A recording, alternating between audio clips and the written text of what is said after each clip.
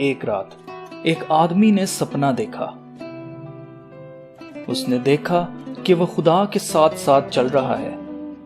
جیسے جیسے وہ چلتے جا رہے تھے اسے اس کی گزری زندگی ایک فلم کی طرح دکھائی دی۔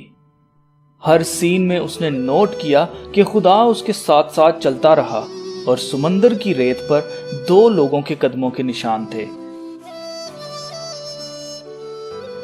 ایک اس آدمی کے اور دوسرے خدا کے۔ اور جب اس کی زندگی کی کہانی کا آخری سین چل رہا تھا تو اس نے مڑ کر اپنے قدموں کے نشانوں کو دیکھا۔ اس نے نوٹ کیا کہ کئی بار چلتے چلتے 2 کی جگہ ایک شخص کے قدموں کے نشان تھے۔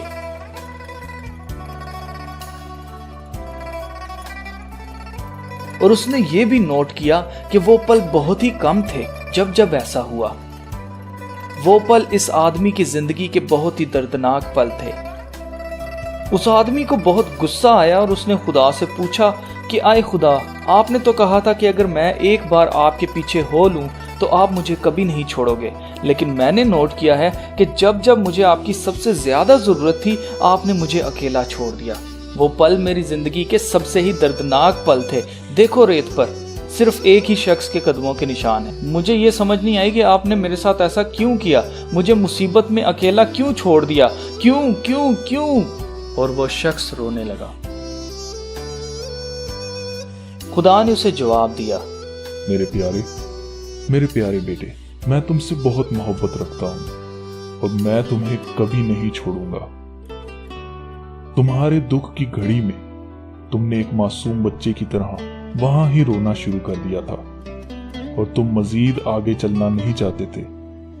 تمہارے دل میں شک تھا اور تم گھبرائے ہوئے تھے۔ مجھ سے تمہاری یہ حالت دیکھی نہیں گئی، اس لیے جہاں جہاں تم ایک شخص کے قدموں کے نشان دیکھ رہے ہو وہ میرے قدموں کے نشان ہیں۔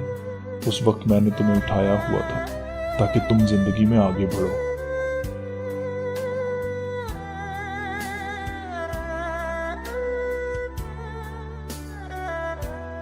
کئی بار ہماری زندگی میں ایسے دن بھی آتے ہیں جب ہمیں لگتا ہے کہ خدا نے ہمیں چھوڑ دیا ہے یا وہ ہماری دعائیں ہی نہیں سن رہا۔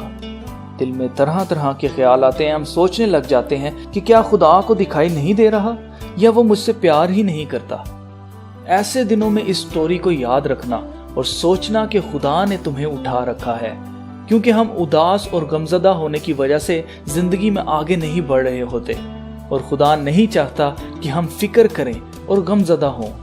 اسی لیے لکھا ہے، ہوا کے پرندوں کو دیکھو، وہ نہ بوتے ہیں اور نہ کاٹتے ہیں، پھر بھی خدا انہیں کھانے کو دیتا ہے۔ تمہاری قیمت تو ہوا کے پرندوں سے کئی گنا زیادہ ہے۔ دوستو، خدا کو آپ کی فکر ہے، اس لیے اپنی فکریں اس پر ڈال دیں اور خوش ہوں، کیونکہ خدا نے آپ کو اٹھا رکھا ہے۔